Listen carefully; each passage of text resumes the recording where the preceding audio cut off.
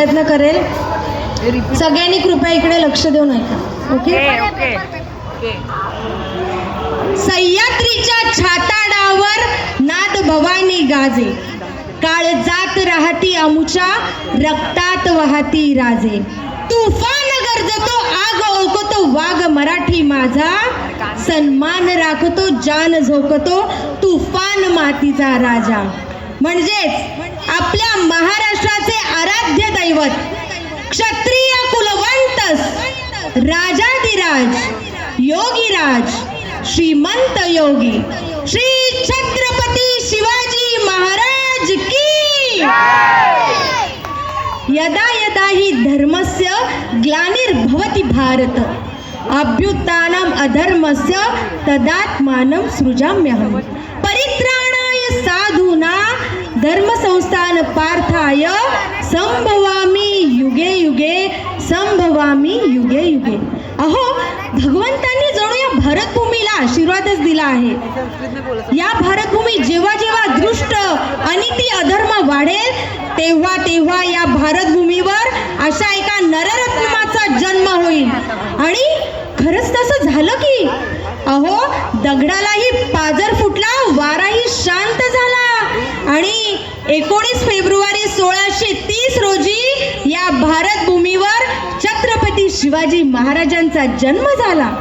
पुत्र जिजाऊंना झाला, पुत्र शहाजींना झाला, पुत्र या महाराष्ट्राला झाला, पुत्र या मातीला झाला, पुत्र या मातीला झाला. शिवाजी महाराजांबद्दल किती आणि काय सांगावं. अहो, एकदा शाहिस्तेखानाची गोष्ट होती. शाहिस्तेखानाला डायरी लिहायची सवय होती. शाहिस्तेखानाच्या डायरीचे नाव शाहिस्तेखान बुर्जी असं होतं. त्यात त्याने लिहिलं होतं की शिवाजी महाराज आले आणि तुफान वाऱ्यासारखे लाल महालातून निघून गेले. थोड्या वेळेनं गुंदल थांबली. शाहिस्तेखानाची एक बहीण धावत धावत शाहिस्तेखानाकडे आली आणि म्हणाली, भाईजान, भाईजान, मेरी बेटी लापता है, भाईजान, मेरी बेटी लापता है. तेवढ्यात शाहिस्तेखान काय म्हणाला, अरे शिवाजीची माणसे तिला पळवणार नाहीतच आणि जरी पळवली असली तरी तो शिवाजी तिची पोटच्या लेकीसारखी काळजी घेईल. अरे कोणता हा विश्वास त्या दुश्मनालाही महाराजांच्या चारित्र्यावर. अर्थात ती मुलगी तिथेच लपून बसली होती एका पिंपात आणि थोड्या वेळाने ती सापडली. यावर प्रबोधनकार ठाकरे यांनी असं म्हटलेलं आहे की बाबांनो, तुमच्या चंद्राला देखील डाग असेल पण माझ्या शिवाच्या चारित्र्यावर एकही डाग नाही, एकही डाग नाही. अहो, त्याच काळात एका रांझ्याच्या पाटलाने एका महिलेची अब्रू लुटली. महाराजांना ही बातमी समजली. मग काय, महाराज म्हणाले, आणा त्या रांझ्याच्या पाटलाला माझ्या डोळ्यासमोर. रांझ्याच्या पाटलाला आणले गेले. महाराज म्हणाले, आता याला काय शिक्षा द्यावी. सगळा दरबार वाट बघत होता, काय करावं. महाराज म्हणाले, याचे दोन्ही हात पाय छाटा आणि चौरंग करून चौकात बसवा याला. नंतर महाराज मासाहेबांकडे वळले. म्हणाले, मासाहेब, आम्ही योग्य केले ना. मासाहेब म्हणाल्या, शिवबा, अरे याचे पापच एवढे मोठे होते की तू याला मृत्यूदंड का नाही दिलास. याला तू मृत्यूदंड द्यायला हवा होतास.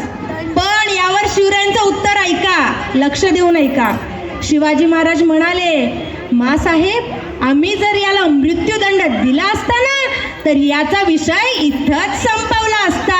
पण आम्ही याचा चौरंग करून हातपाय छाटून भर चौकात बसवलं, कारण येणाऱ्या जाणाऱ्यांनी पाहावं आणि त्यांच्या लक्षात यावं की या महाराष्ट्राच्या मातीमधल्या स्त्रीच्या पदरालाही हात लावणाऱ्याचा असा रांझ्याचा पाटील केला जाईल, असा रांझ्याचा पाटील केला जाईल.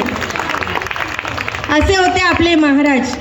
तुम्हाला कोणी विचारलं ना की शिवाजी महाराज कोण, तर मी सांगते ते उत्तर द्यायचं.